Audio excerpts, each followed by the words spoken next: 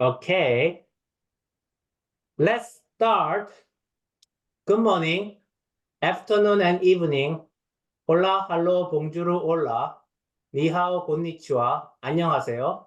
And hello all. Welcome and thank you, SynBYSS people, for joining us the 115th seminar, and I call it a TU Darmstadt Day.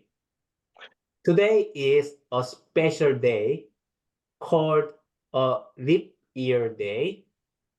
Once every 4 years, we have February 29, making a leap year 366 days instead of 365 days. If you are born on February 29, you are extra special, although your birthday happens once every 4 years. Well, every day is special as long as we enjoy every single second and every single day of our lives. Today is the day when a person who died yesterday really wanted to live. Let's do something special today and every day. Okay, it is my tremendous honor to introduce very briefly our pioneer speaker on this special day, Professor Beatrix Suess. She is a professor at TU Darmstadt, Germany, and an expert in RNA synthetic biology. I visited Germany 4 times last year alone, thanks to her kind invitation.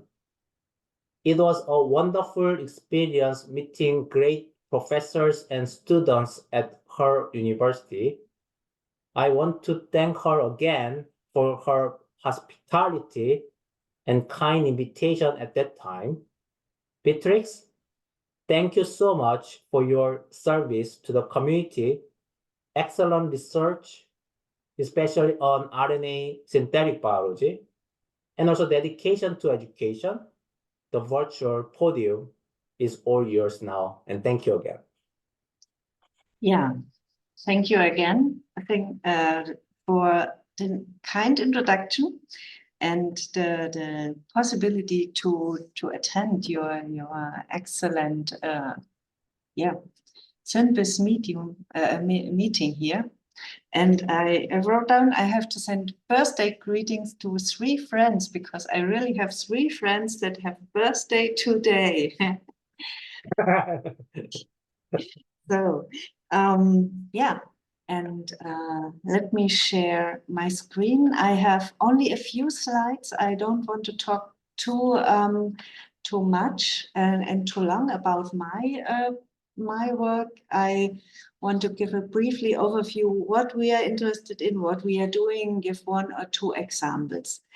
So let me start with this nice presentation about RNA. So each RNA, normally in the textbook, you find an RNA as a single-stranded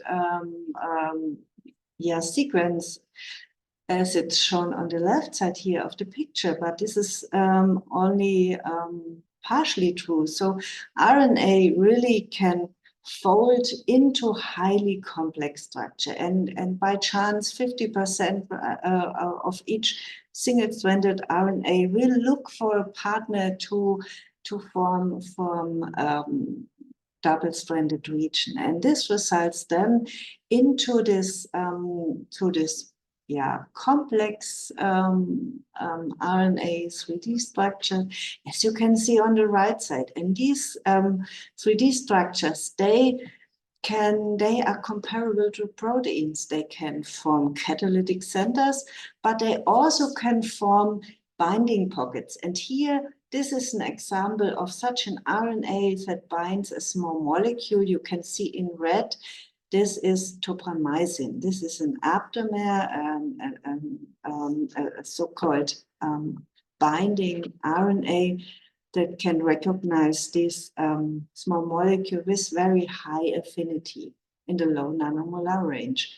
And if you have such an RNA that can bind a ligand like a small molecule, but also a protein, then it is called aptamer. And the cool thing is that such RNA aptamers you can not only find in nature, but you can select them de novo. And this is a method called selects. Here you start with a huge pool of, let's say, 10 to the power of 14, 15 different RNA molecules, and each one forms into another shape, into another conformation. So by chance, if you want to find an RNA aptamer that binds your target, there is a pretty good chance that among the 10 to the power of 15, there is one. So here is the scheme of a Selex.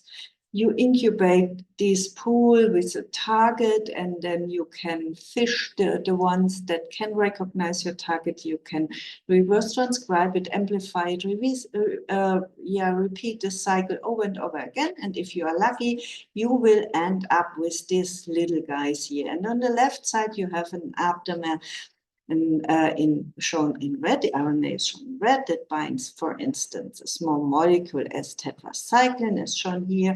Or you can have an aptamer that recognizes protein.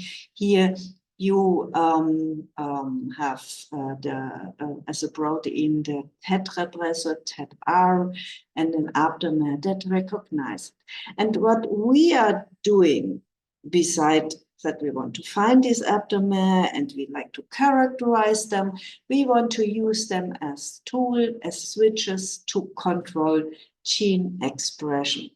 And here is a kind of overview slide, what we are doing in our lab. We use these little tiny aptamers here, these guys, and we use them to control gene expression. Either we insert them in the 5' UTR, and then we can stop the scanning ribosome. So in the presence of the ligand, it's structured, it's more stabilized, it can stop the ribosome.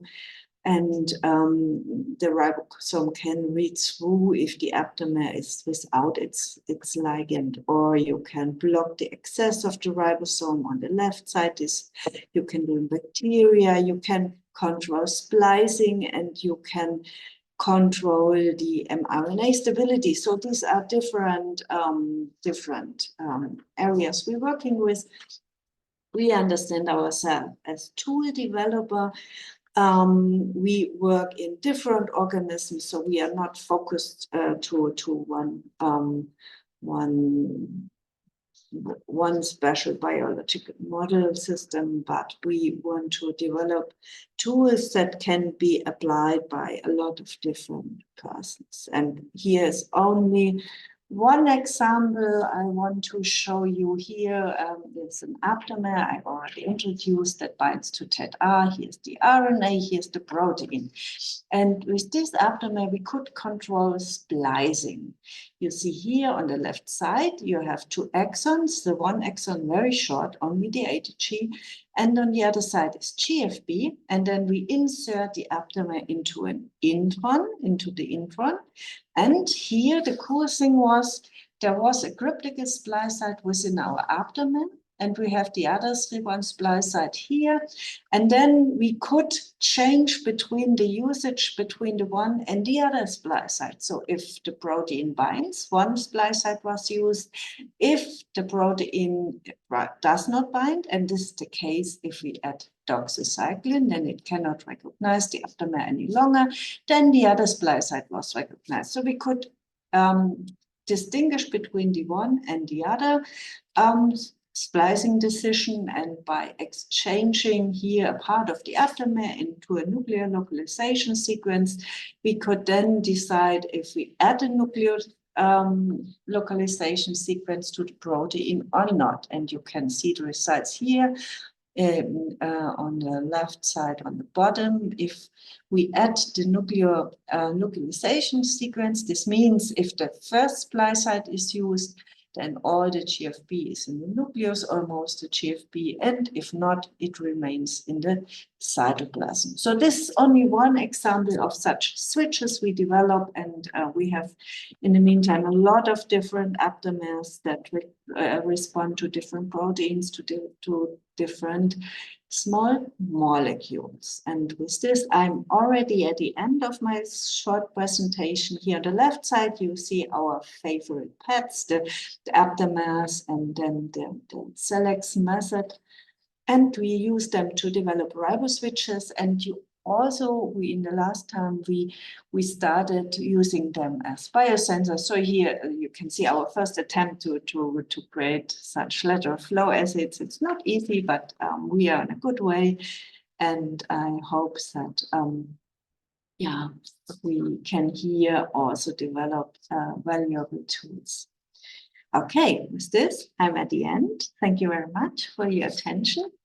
And I give over to the chair. Thank you so much. It's wonderful, excellent talk. As you know, I mean, we are now renaissance of RNA engineering, because of multiple development in the field, including CRISPR system, RNA COVID vaccine, and I believe, RNA engineering will flourish more in the future. So many people working on right now RNA, and then you basically pioneer, your aptamer RNA engineering many decades ago. So I really thank you again for your contribution to the field. Thank you. You're welcome. Okay, now the main speaker of today with a longer introduction, Dr. Shrikrishnan Sankaran, short Shri, is a research group leader at the Leibniz Institute for New Materials, INM, in Germany. He has the bioprogrammable materials group that explores a young multidisciplinary field combining synthetic biology and biomaterials. It focuses on the development of materials with genetically programmed functionalities capable of biosensing, stimuli responsive long-term drug release, and manipulation of cell behavior. Synthetic biology tools are used to program proteins and probiotic bacteria to perform smart and beneficial functions. These engineered biological entities are then incorporated in developed polymeric matrices, resulting in composite materials with highly versatile functionalities, a wide range of tunability, and in situ controllability. He did his PhD at the University of Twente in Netherlands. He did his postdoctoral work at the Curran Institute before he became a group leader. He established his independent junior research group in 2020 during pandemic, I guess, focusing on the engineering of probiotic bacteria with therapeutic capabilities. Along these lines, he is a scientific coordinator of a regional Leibniz Science Campus Consortium working towards the development of living therapeutic materials. He has also been co-organizing the International Conference on Engineered Living Materials since 2020, which conducted almost every year. From this all kind of achievement and activity, you will see he is a true rising star. Importantly, thanks to him, I also visited Germany last year to give 2 lectures for a summer school and in the spring seminar at his institute last year. Shri, thanks so much for your invitation last year and also for taking time today. Please take it away. It's all yours now. Thank you. Yeah, thanks a lot, Teshiak. That was a wonderful introduction. Let me just share my screen quickly. There we go. Wonderful. Wonderful, thank you. So, as Teshiak very nicely put, I'm coming from the INM, the Leibniz Institute for New Materials. And we're in Saarbrücken in Germany, what we like to say the heart of Europe. And we do a lot of very multidisciplinary type of material science research. We combine opto, electro, bioelements together. But that doesn't really explain what I'm doing here at SynBYSS, giving a talk on synthetic biology. So let me try to justify that first. So our work is based in the field of drug delivery, which is a very prominent field within material science. And the traditional way of dealing with drug delivery is to pack materials. So you take a material that's porous or kind of a gel and pack it with the drug that you want to release within the body. And then once you put it in the body, the drug is released in some kind of passive or active manner. So this works out quite well for many diseases that need long-term drug delivery within the body, but it does have certain limitations that the field is trying to overcome. And some of these are that you have a limited drug supply. So whatever you put in is all the drug that you can release. If you have a small drug, you can put in more. If you have a big complex protein type drug, then you can have less, and then the amount of drug that you can release is less. You can only have, once you prepared it, in most cases, you can only have a monotonic release profile. So whatever drug is in there, it's going to be released at a certain rate over time. And it's you basically can't turn it on and off when you need it. And then it's also quite unsuitable for complex or fragile drugs. So as I said, bigger proteins or fragile drugs, if you put them in and they have to stay there for a longer period of time, they might degrade, especially within the conditions of the body. And then, yeah, they remain inactive. So to address these limitations, we've taken a different approach. We've taken a living approach. Instead of packing the materials with the drugs themselves, we're going to pack them with biofactories that produce the drugs. In our case, these are bacteria. And bacteria are commonly used in the biotech industry to produce many pharmaceuticals. And so the bacteria can basically live within this material, produce the drug, and release it outside. The great advantages from this is that you have the factory producing the drug right within. So you have a self-replenishing drug supply, and these bacteria can live off the nutrients in your body. And so you can, in principle, have an unlimited drug supply within your body. You can engineer these bacteria. So just as Beatrix showed quite beautifully with RNA, there are many different ways of engineering the bacteria with switches such that you can control what is being produced and released over time. Furthermore, you don't have to externally produce, purify, and package the drugs within these materials and then use them. So you kind of reduce the costs on all those processes, and so make the delivery of even more expensive drugs rather affordable.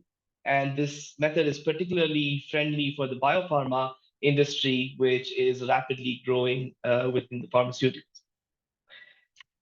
All right, so this concept is what we call living therapeutic materials, which is the title of my presentation. And I'm going to be talking about these hydrogel confined bacteria for smart drug delivery.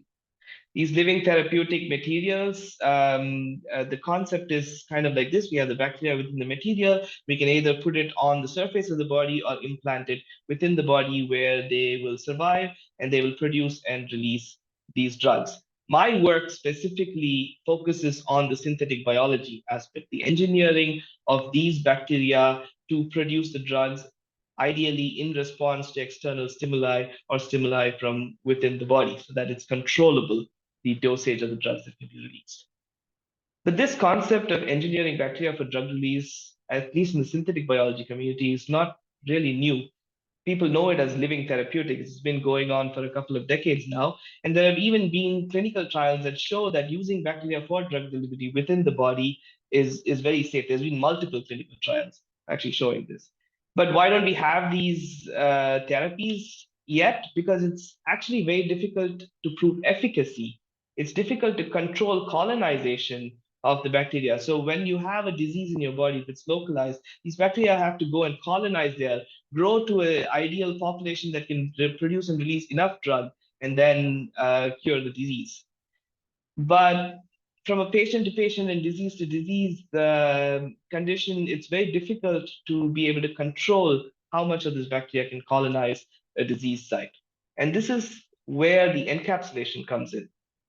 So the encapsulation, on one hand, actually does protect the bacteria and host from each other, so that it protects the bacteria from the immune system of the host and the host from any escape of the bacteria into other tissues where you don't want them. And secondly, it controls the bacterial population size. So we do quite a bit of material engineering to control that there's a defined size of bacterial population within, which means that will define how much drug is going to be produced by those bacteria. And so we have much more control over the drug doses that can be released from within.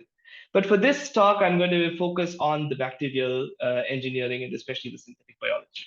In this perspective, we've actually cloned or engineered many different types of bacteria to produce different types of kind of therapeutic compounds. We particularly focus on two strains, which is E. coli and Lactobacillus plantarum right now. And I will get to why Lactobacillus plantarum, but E. coli is particularly used because of the genetic toolbox that's available for us to be able to engineer it with different genetic switches and so on. So I'll give you a few examples of what we've done with E. coli. The first one kind of encompasses the range of research that we do within my group. And that is that example is about making a light-regulated pro-angiogenic living therapeutic material. So you can control the bacteria by light to produce a drug that induces blood vessel regeneration. And this is applicable for wounds and cardiac issues within the body. Now, for this, we engineered the bacteria with a very well-known optogenetic plasmid called PDON. And what PDON allows you to do is whatever gene you clone within this plasmid, it can be produced only in the presence of blue light. So when you irradiate blue light, it gets produced. And if not, it doesn't. So we particularly made a fusion protein, which you see down here, which we call as YCQ. The most important parts in this are the YEBF, which allows the protein to be secreted out of the bacteria. We have a collagen binding domain that allows it to bind to the matrix within your body, which is largely made out of collagen. And then it has this tiny peptide at the end called QK that acts like a growth factor to induce endothelial cells to undergo this kind of new blood vessel regeneration or angiogenic differentiation. So we engineered this plasmid, we put it into the bacteria. We could see that when you shine light, it produced this protein and it released it. Next, we encapsulated the bacteria within a secure hydrogel matrix. So what you see down here, the hazy part is where there's bacteria, and that's surrounded by a protective bacterial shell. And below is just a glass cover slip, which helps us with the analysis and the microscopy that we did in the study. So you have this kind of protective living therapeutic material right now, and the bacteria within it, when you shine light, it produces and releases this therapeutic protein. And this is what you see in the graph below. When you are in the dark, basically there's very little production. When you shine light, it starts producing, and then dark again, the production goes down. So you can control the production and release of your drug. Now, to see whether this drug is actually active, we take it into a mammalian cell kind of in vitro model where we have a collagen matrix. So the protein has a collagen binding domain. And so the protein binds to this collagen matrix. The collagen matrix mimics your extracellular matrix in a wound, for example. And then when we include endothelial cells there, they undergo this kind of angiogenic differentiation. So what you see in the images below is that normally, without this protein, what you see is what is shown in the dark. These cells form a uniform layer. But in light, when the protein is produced, the cells actually undergo this kind of network formation, a change in morphology. And so it proves that the protein is actually active.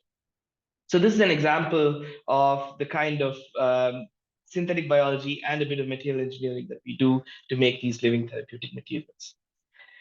Now, in another example, we actually made bacteria produce, instead of a growth factor, an antimicrobial peptide in response to temperature. And this peptide is called darobactin. It's not a regular peptide, it's called a RIP, or ribosomally produced post-translationally modified peptide. So it's getting produced, and then there's a bunch of enzymes that modify it into this potent form that allow it to kill pathogens like Pseudomonas aeruginosa with MIC of around 2 microgram per ml.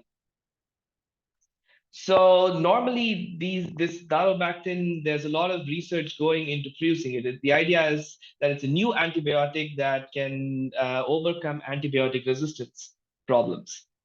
And E. coli is largely being engineered to produce this, and the standard circuit that is used to produce this is an IPTG inducible circuit. So what that means is that the genes for darobactin, the peptide and the enzymes that are required to produce it, are engineered such that the peptide is produced only if you add this little molecule called IPTG, which is a kind of sugar, basically. There is this T7 RNA polymerase, which you see in the green arrow, which actually drives high-level production of darobactin. So when you put this circuit in E. coli, it starts producing IPTG at levels above this MIC. So we get over 2 microgram per ml. But the switch is not really good. So if you see when in the absence of IPTG, you still have a high level of leaky expression. Our interest was to get this bacteria in the living therapeutic material so that it produces this darobactin right within the body. And to be able to control it, we can't think of adding sugar all the time. And so we went ahead with trying to make it thermoresponsive. So in response to a temperature change in the body. And a temperature change that could indicate like that there's a fever in your body. So we took this circuit, which is also very popular, developed by Mikhail Shapiro, who was also in one of the SynBYSS lectures in the past. So he made this really nice thermo-inducible circuit where you have TLPA, which is a repressor that undergoes dimerization below 37 degrees and blocks the PTLPA promoter. But above 39 degrees, it sharply undergoes de-dimerization, it monomerizes, and then it basically allows the PTLPA promoter to be active and produce darobactin. So it works. It's also a little bit leaky, but if you see the y-axis here quite carefully, then you'll see that we are 10 times lower than what we need to produce. So somehow the promoter is not very strong. And the response also you can see in terms of trying to inhibit Pseudomonas aeruginosa.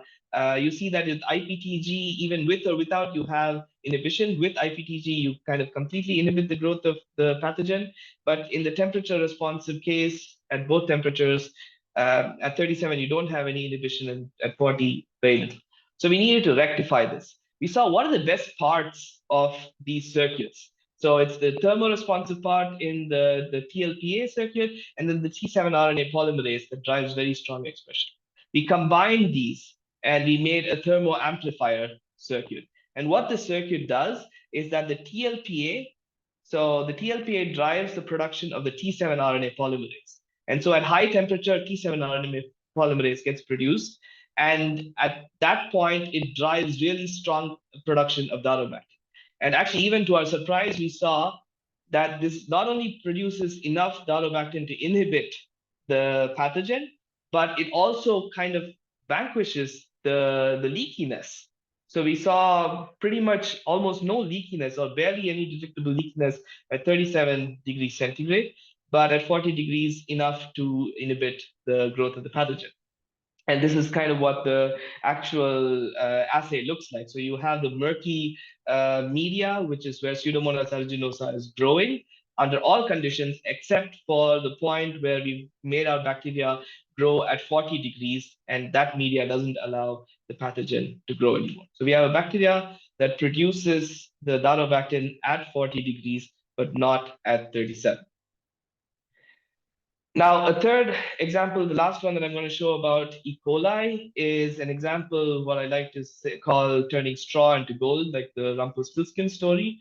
where we engineered the bacteria with two enzymes that convert a very cheap food-grade precursor into a high-value flavonoid. So you can see this cheap food-grade precursor, cinnamic acid, you get at 10 cents per gram. The flavonoid costs about 7,000 euros per gram. And so this bacteria has a probiotic, Nissl 1917, so you can actually eat it. And the idea is that if you have it in your body and you consume cinnamic acid, it'll convert it into this flavonoid directly. And so it just took two enzymes to do that. We were able to achieve the production of this or this conversion within using the bacteria. Then we were able to encapsulate it in a similar kind of hydrogel construct that I showed before. So again, the bacteria in the center, they're enveloped by a protecting shell. And we could see, or we could show that basically with different amounts of cinnamic acid that you add, you could control the amount of pinosembrin that was produced. And also we were able to show that these kind of constructs could basically, the bacteria survived for a long time, for at least a month, and could keep maintaining a decent level of production or conversion of cinnamic acid to pinosembrin throughout this time. So these were the examples with E. coli. But then we always had this question, is E. coli really the best bacteria for this technology? I mean, it's great for making genetic circuits. You have so many genetic parts, but its applicability is sort of limited to the gut largely. It's kind of native to the gut, and you put it other places in the body, you can cause some kind of reactions and problems. So we started to look around to see, okay, the microbiome is present in many parts of the body. What are like a family of bacteria that are present in all these places? And we came across lactobacilli. They're either friendly commensals in all of these organs of the body, or they're used as probiotics to actually provide some kind of health benefit in these organs. So that was great. Okay, lactobacilli is something that we could engineer, is what we thought, but there were many challenges there. The first one was, which species do we use? The family of Lactobacillusia is so huge that in 2020 they split the family into 26 genera at that point. There were more than 200 strains within it, and all of them had different types of effects in the body. So we actually looked through the literature and we saw there was one particular strain called Lactobacillus plantarum, which was the most reported, the most studied, and the most engineered also. Although the engineering was very modest, but the strain also was, had a unique feature that's nomadic in nature, which means you actually find it in a lot of environments inside your body and also outside. So you can find it in fruits, you can find it in vegetables, you can find it in fish, you can find it in the soil, you can find it in your body, you can find it on the skin, in many places. And it can adapt to survive in all of these sort of places. And it's almost always only found as a beneficial organism in whichever host it exists in. So that was wonderful. But then we had to come to the point of actually engineering it. And this is where we faced many challenges. First of all, getting DNA in. So for everything that I talked about engineering, you have to get the DNA that we want, or we programmed all these genetic circuits into the bacteria. We need to find strong inducible promoters. So I talked about TLPA, IPTG, all of these things. Well, these tools, these parts didn't exist in lactobacillus in this strain and in most lactobacilli. And then producing and secreting therapeutic protein was also very limitedly understood and known. And finally, having antibiotic-free plasmid retention, because most plasmids require antibiotics within the body to maintain, or within bioreactors to maintain, but we don't want to have that when we want to go for a therapeutic application. So there were all these challenges, and many of these we've actually come about solving, but I will only explain or talk about a few of the things that we've done right now. And you see the QR codes in almost every slide, so you can check out the papers if you want some more information, or just contact me directly. So the first one is getting the DNA in. And what is normally done is you kind of assemble your DNA. So I talk about all these parts and all these genes and so on. So what we do is we get all of these genes together, we assemble them together, and then we have to put them inside bacteria. E. coli is really happy to take these DNA. So what people normally do is put the DNA into E. coli, and then they make E. coli produce much more of that DNA, take that DNA out, and then put it into L. plantarum. But we faced problems that there were some incompatibilities between the two. Certain genes that we were trying to engineer were incompatible with E. coli. Maybe the methylation patterns were incompatible. So we ended up with mutations quite often when we tried to go this route. Now, the main purpose of putting it in E. coli is to get a lot of DNA, because you need a lot of DNA to get past this thick cell wall of gram-positive lactobacilli to get the DNA in. And so Mark and my group basically had this idea of, just get rid of DNA. We have other ways of amplifying DNA, which is basically PCR. So you can do this assembly first. It's called Gibson assembly. You get the different pieces of DNA, put it together, form your plasmid, and then you just do a round of PCR that amplifies the amount of that DNA. It basically amplifies the whole plasmid, makes several copies of it. You can recircularize it, and then you have enough DNA to put it back inside the bacteria. And this actually works really well. We published the protocol, and it's a standard method that we're using and allows us to engineer these lactobacilli really fast. But the only ongoing challenge is that we can't really extract the plasmid from plantarum, because there are a few more cryptic plasmids there, and we always get a bit of a mix of DNA in that. And that is something that we're in the process of solving. Now, the next issue was finding genetic parts that work really well. And the first one is particularly getting promoters that are strong and hopefully even inducible. That means you can switch it on with like IPTG or temperature change and so on. We looked into the literature again, and we saw that, okay, many common inducible promoters that have been used in other bacteria don't seem to work really well in lactobacilli. And the ones that do really work well are peptide inducers that are not very stable within the body and have very limited applicability. We have to keep delivering them within the body to activate. So you want light or temperature or some other thing that's easier to apply within the body. So we started looking for these kind of promoters. We first went to E. coli. I told you about the thermoresponsive circuit where you have this TLPA repressor that can turn on and off with changes in temperature. We first went with this because there was suggestion in the paper itself that this could work in lactobacilli for different reasons. So we tried this out. We put this in the plantarum strain, and we saw that there's some natural temperature responsiveness of the promoter itself. You have a 5-fold difference, but the repressor was not doing anything. So if you see here, the gray bar is with the repressor, the black bar is without the repressor, and basically the repressor is not having any effect. Both of them are pretty much the same. But what we did discover was the promoter itself was much stronger than any other promoter that had been described or that had been reported for this bacteria till then. So all these black bars below are promoters that had been reported in literature before, and our promoter was producing 5 times more of the protein. And so what we did was we engineered the bacteria to produce a fluorescent protein, a red fluorescent protein, and you can see that the PTLPA promoter, the pellet in the image, is slightly more colored than the other ones. This is already quite exciting to see that we found a promoter just by chance that worked really well here. Then we looked at another source. Okay, can the genome of the strain itself provide an interesting promoter? And particularly, there's a lot of regulation genetics which is around sugar consumption, around the metabolism of sugars within these bacteria. So we found one promoter that we could actually engineer in a pretty decent way. This was a sucrose inducible promoter. So the idea is that it's a promoter in the strain itself, that when you add sucrose, it gets activated. We took that promoter, we put it into a plasmid, made it produce this fluorescent protein. What we saw was not really great. So with sucrose, we could have a little bit of activation. So the 0 millimolar bar that you see here is basically leaky expression. And then with sucrose, you get a little bit more.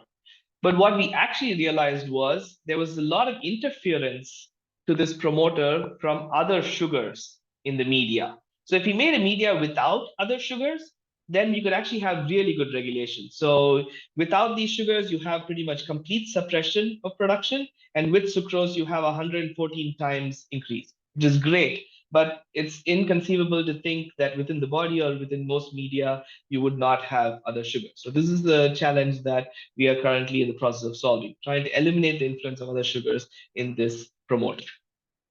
Then we looked at a third source, which are bacteriophages, which are a really amazing source for genetic parts. Some of the T7 promoter and the T7 polymerase that I talked about in E. coli came from a bacteriophage. And bacteriophages are just viruses that infect bacteria. They need to have genetic parts that are very specific to the host, but also to some extent orthogonal to the host so they can perform their own functions. So what we did is we set up a kind of workflow where we identified different bacteriophages. We selected promoter and repressor systems that had certain properties that we were looking for. We designed, we built this, we tested it, and we had some methods to improve it. Well, long story short, we ended up finding a promoter that worked incredibly well. So I talked about PTLPA being 5 times stronger than everything else. This promoter was 7 times stronger than the PTLPA. So what you see, this really bright red pellet on the left, top left of the few images, that is the fluorescent protein producing bacteria, the pellet of the fluorescent protein producing bacteria. Then this promoter had a repressor that was associated with it in the phage. And that repressor is able to completely block the expression from this promoter. And so you see the 475 times repression in the bar right there, which is basically almost complete blocking. And what we're also excited about is that with this kind of expression level, we are getting Lactobacillus to the level of expression of E. coli, protein expression of E. coli. E. coli is kind of the king right now, and we're kind of trying to bridge the gap over there. So that was something that we were actually quite excited to see that we're getting quite close. But the ongoing challenge is now we have a promoter, we have a repressor. We want to make this repressor inducible. And there are quite a few interesting protein engineering methods that we're trying out, and we're starting to get some interesting results out of that. All right, but with the parts that we already have, at least we have strong promoters now, and we have a very easy way of engineering these bacteria. So we've already started engineering different type of therapeutic compounds for these bacteria to produce and release. And so here are some of the examples. We have elafin, elafin, which is a neutrophil elastase, so a protease inhibitor, nerve growth factor, which induces nerve regeneration, and some peptides that have anti-inflammatory function. So we are able to show that whatever proteins are being secreted are active. So for example, elafin is able to block this protease neutrophil elastase. The nerve growth factor is able to induce neurite formation in these PC12 cells. And the peptides themselves, we are in the process of studying the anti-inflammatory activities, which is a bit more of a complex thing to do. But we do know that they're being secreted because we've attached them to a nuclease. And what that nuclease does is once it's secreted, it can cut up DNA. So it can basically cut up DNA, and then there is a DNase agar assay. And what you see down there is basically an agar plate where you have a colony of bacteria. And if that bacteria is producing this nuclease, the nuclease goes around, there's DNA within the agar that's fluorescently labeled, and the nuclease chews up that DNA and creates this dark halo. So we know that the bacteria is producing and releasing these peptides linked to the nuclease protein enzyme. Okay, and now that we have the bacteria producing all these things, we've also been able to show that we can encapsulate them in similar hydrogels as I showed before. They are able to survive in these hydrogels. They're able to grow into these hydrogels from single cells into confined colonies. So you see the bacteria grow into a colony, and then they're kind of limited in the size to which they can grow.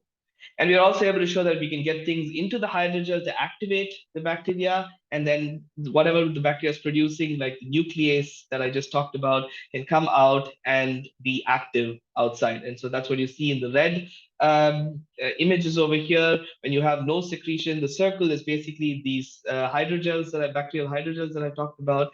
When there's no secretion, there's no dark halo around it. And when there is secretion of the nuclease A, when we activate it with this peptide, then you do see this dark halo forming around. So we have the encapsulation, we have the production, all of this working quite well. And now we're going to test it with the therapeutic proteins that I talked about. Now that's largely the end of my talk.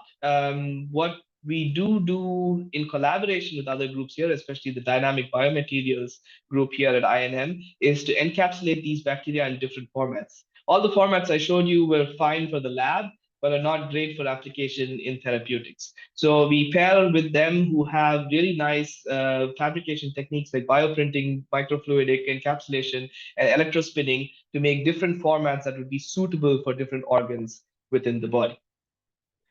And we've also done quite a bit of work to engineer these materials along with that same group so that we can control the population size of the bacteria. So this is something that I said right at the start. We are able to control the population size. So if you see the images below, the bacteria grow into these colonies. These little blobs that you see are from a single bacteria within the gel. They've grown into a colony that you see on the right. The colony has a number of bacteria within, and the material ensures that the bacteria colony size is only that much. But it also keeps the bacteria alive for a long time, like for a month or more that I showed before.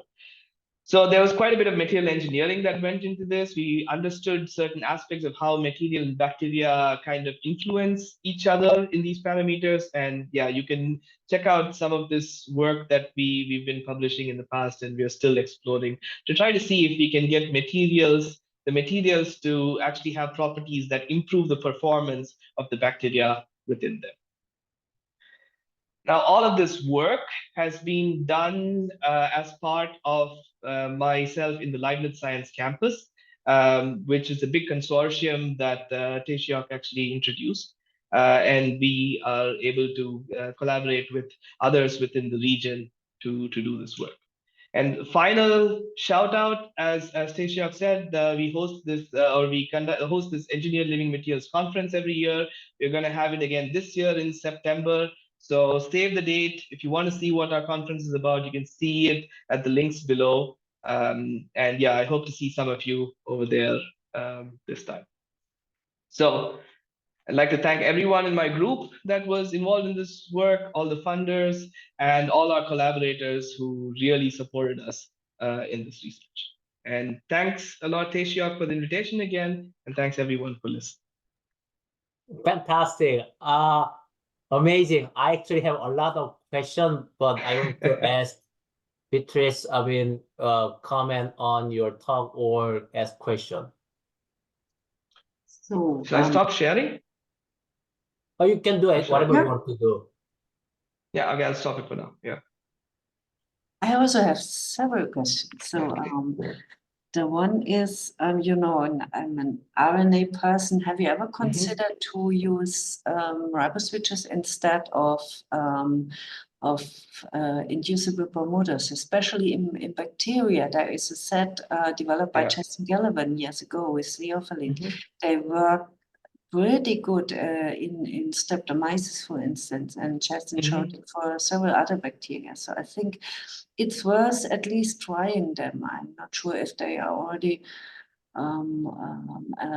optimized for your organism, but he developed a set of 6 different riboswitches, and at least in our bacteria, they had a 300-fold dynamic range. So it was really, really good. And so it's simply for you to think about it. No, but we have actually. So this is something that I am interested about, because when we went to Lactobacilli, we knew that a lot of transcription factors and whatever polymerases, these are not going to work so well there. Promoter from one organism, but ribose switches do have a better chance of being compatible. We tried the 4U thermoswitch, which did not function too well. And I know that there's been problems there. And yeah, I think the limitations basically are expertise with ribose switches. So I think. So I think I have never heard that this ribose with these thermometers that you can apply them robustly. So, but these ribose switches, I can send you an publication, and we can also provide you with this constructs. So I Yeah. think it's worth trying them. They were not developed by us. We only applied them, but I think they are really cool switches. So No, but I'm sent very you- happy for that suggestion. Thanks. I sent And you for this connection. Yeah. yeah. The other question I had was this Dacobacillus or the Darmstadt. is this a huge cluster, or is this only are this only a few genes? So normally No, it's not. It's not a huge cluster. No, so it is the peptide and basically just 3 other enzymes that modified and even secreted from the bacteria. So it's Okay. not very big. So because many of these natural compounds, they have huge gene clusters for synthesis. So Yeah, I think that's why there's a lot of excitement around darobactin because I mean antimicrobial resistance is an issue and finding new antibiotics is an issue.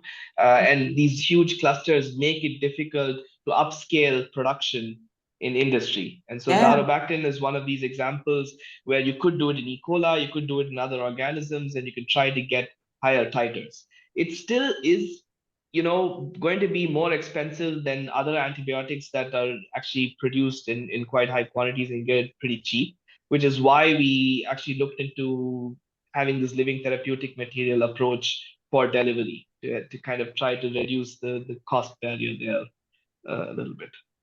Are there already known resistance against this? Yeah, well, I mean, bacteria do develop resistance against this. So yeah, just like with any antibiotic, it can happen, but the incidence is apparently much lower. And yeah, it's basically a new antibiotic in the arsenal that you can use once you've kind of exhausted the others. And maybe one last question from my side. I was always wondering if you have these hydrogels and the bacteria implanted, and then you bring this to a target, to a wound, or whatever. How is the nutrition supply, or how long can you keep this in the organism? When is everything wasted? And have you ever thought about this? Yeah, no, absolutely. I mean, uptake of metabolites. Absolutely. So our bacterial selection themselves was partially based around this. So we try to see which bacteria grow naturally in an organ where we want to get the therapeutic there. So that means those bacteria naturally have the nutrients that are needed to survive. So a lot of the results that I showed, we actually grow these living therapeutic materials, or we grow the bacteria with mammalian cell media. So the media that are suitable for human cells, basically. And I know the nutrient availability in different organs are different. So we have some projects where we're trying to have this delivery in the eye, like on the eye surface. And there we go for a Corynebacterium strain that's naturally found in the conjunctiva. So I didn't talk about it this time, but the focus is to get the bacteria that naturally live there and naturally survive or thrive on the nutrients that are available in that part of the body. But yeah, how well that translates into drug production is something that we need to find out with in vivo studies that we're getting to in pretty soon. Beatrix, do you have any further question? Not yet. Thank you. Okay. So I would ask a lot of questions. So related to her last question, so that's very important. Once you successfully demonstrate that happened, that's fantastic. But related question to that is basically when you think about real application on site, human body, gut, skin, whatever you want to do, the experimental condition in the lab, very well mixed condition. Sometimes, I mean, even if you use the mimicking whatever nutrient system, still you kind of use the well mixed system, but that's not necessarily true for the gut, skin, human body. And then I guess, I mean, have you, what is your perspective or insight regarding that point? That's my first question. Yeah, I mean, we've looked into this in different organs, and then different organs do offer different kind of nutrient environments. Mm-hmm. So one of the more challenging ones is the eye surface, because all you got is tears there, which is very limited in terms of nutrients. Mm-hmm. But that's why we take the bacteria that grow there naturally. Mm. How that's going to work out and translate into drug production is something like we really need to see in vivo studies. I But see. what we like we gain confidence from the living therapeutics clinical trials that people have been doing. You know, they've been doing it with lactobacilli, with E. coli, Uh-huh. not just only in the gut, but also on wounds Mm-hmm. and within the blood for some cancer studies and so on. So in those cases, we do see that these bacteria do thrive in the locations where they're supposed to be effective. Sure. Sure. And yeah, that's kind of the motivation, you know, the to select certain types of bacteria from those studies and those reports. Sure. And eventually, you know, my vision would be to not just take these standard strains, but how you do with like CAR T cell therapy, you take it from the patient, you take a strain from the patient that works really well for them, engineer that, and put that back in, Sure. and you know, to have the best kind of performance in there. I mean, that's a long way off to get there. Like Yeah. already working with the strain you're not used to every day is a challenge. Of course. But I feel synthetic biology in general is moving towards being able to do these kind of things Okay. I mean, thank you for defending for me as well, because I'm working on, as you know, the yeah. probiotic a lot. So my second question is more question or more comment. But the your light inducible system in the first part of your talk is amazing. I see a lot of potential light.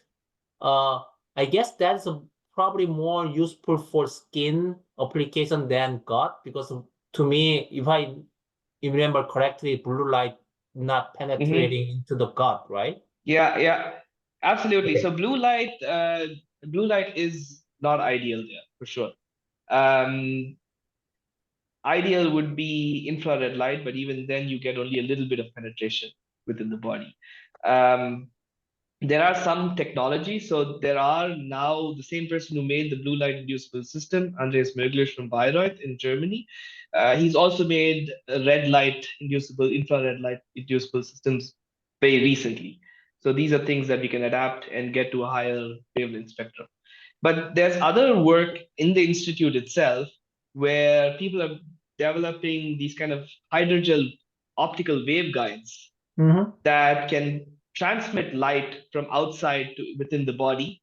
And Mm-hmm. these are not like glass-based optic waveguides. These are much more suitable for our tissues and so on. Got it. So the idea is to even in these hydrogel waveguides to encapsulate our bacteria, make that into a living therapeutic material, and have the delivery wherever it's needed within the body. Of course, Okay. that's a surgical procedure, but Uh, if necessary, that would also be possible.